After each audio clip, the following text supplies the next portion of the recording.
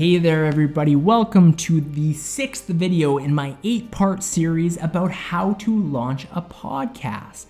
My channel is all about impactful communication, and this is the first 8-part series I'm taking on communication. This all stemmed from an idea I gave through my impactful communication speech, which I called the Rogan, which is a challenge that people launch a podcast. So I wanted to create this 8-part series to help you through the process of launching a podcast from start to finish. In video 1, I told you why you should launch a podcast. In video 2, I told you about the prep you should do before launching a podcast.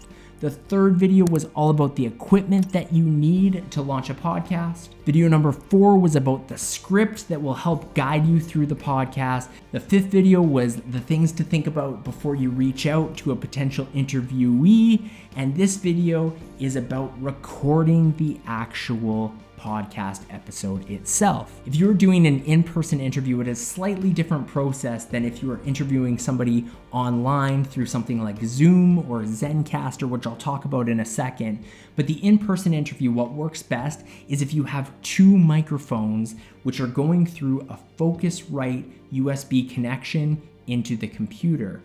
Through the Focusrite, you can change some of the settings directly on that interface, which is really beneficial. For me, when I am interviewing somebody in person, I am running that through Adobe Audition. There are other programs that you can use that aren't as expensive as Adobe Audition. There are many options out there. I like Audition. I find it's easy to use for editing audio, and I enjoy that product, but choose something that is right for you. There's pros and cons to whether you're doing an in-person interview versus whether you're doing an online interview. When you're doing an interview in person, one of the pros is that you don't really have to worry about the tech issues. You can look right at your computer screen and make sure that the audio is recording properly, that you can see the sound waves. And other than that, if you can hear your guest through your headphones, because remember, in the equipment episode, you're supposed to wear headphones, then you know things are probably recording correctly, and that is beneficial. The difficult part, perhaps, is that when you're face-to-face with somebody, maybe they get more intimidated, especially if you have a little studio setup and they haven't done a face-to-face interview before. It's a bit of a daunting experience to be interviewed, and they might be nervous and have some of that uncertainty about how it's going to go, and they might have some shakiness to their voice. What I encourage you to do if you're sitting down face-to-face for an interview is don't jump right into it. Make sure you're smiling, make sure that you're upbeat, and chat to them a little bit. Make sure they know, hey, this is just a conversation. If it's a pre-recorded interview, let them know, if you screw up, I can fix this in the editing process. You don't have to worry too much. Otherwise, if it's a little mess up, just keep going, because in every conversation, somebody might say the wrong thing and then they'll just correct themselves and keep going. And you want to make your podcast conversation as natural as possible, but by chatting to them beforehand, to the guest beforehand, it will make them a little more comfortable. See if they want a water or something along those lines. Make sure that they know about the equipment, that they don't want to be hitting the mic stand or knocking the mic or doing anything that's distracting. If they have papers with them, maybe encourage them not to be reading off of their papers, because as I talked about in a previous video, the audience can tell, even if they're just listening, they can tell when the guest is reading off of a piece of paper because of the sound of their voice. It's almost more monotone. When it comes to an online interview, one of the additional challenges that you have is that there's that technology factor. There are more things that could go wrong.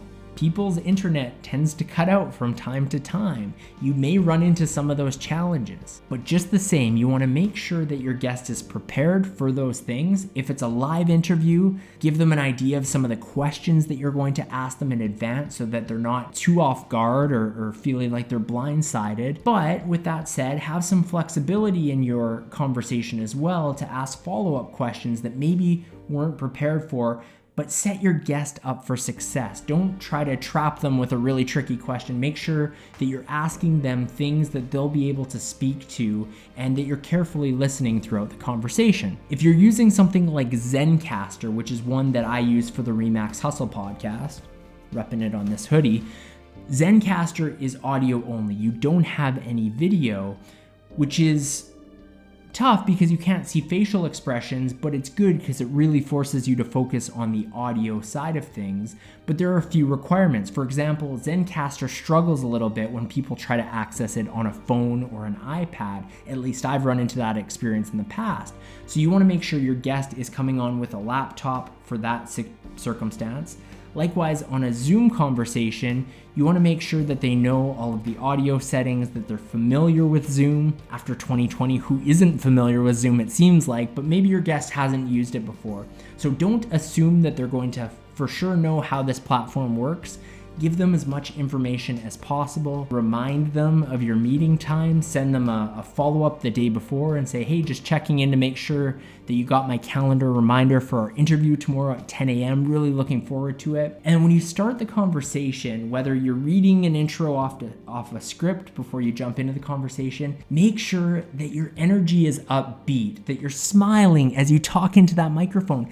The audience, this is gonna sound weird, but the audience can actually hear when you're smiling. They can tell the difference. That is going to be contagious for your guest. If you come in like this and say, hi there, Jeff, welcome to the podcast. Tell us a little bit about yourself.